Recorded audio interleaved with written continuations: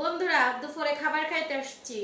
এই খাবারের জন্য কত মানুষ চুরি চোট্টামি ডাকাতি কত কিছু করে। কারণ মানুষের যদি ফ্যাট না থাকতো তাহলে মানুষ কিছুই করতো না। ফ্যাটের লেগে তো আমি এই জায়গায় আজকে খাইতে নিছি কলমি শাক আর হচ্ছে কাঁকরোল ভাজি, এখানে নিছি ডিম।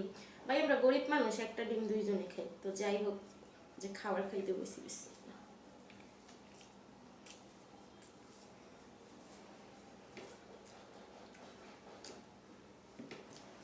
সবাই যারা চোর কম চোরটা কম সবাই কিন্তু খাওয়ানোর লেগে মানুষ কষ্ট করে, তাই না?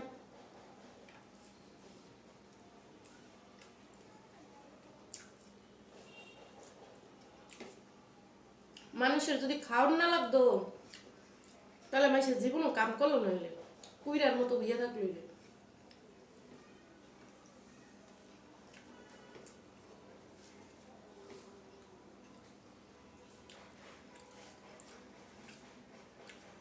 হুম হুম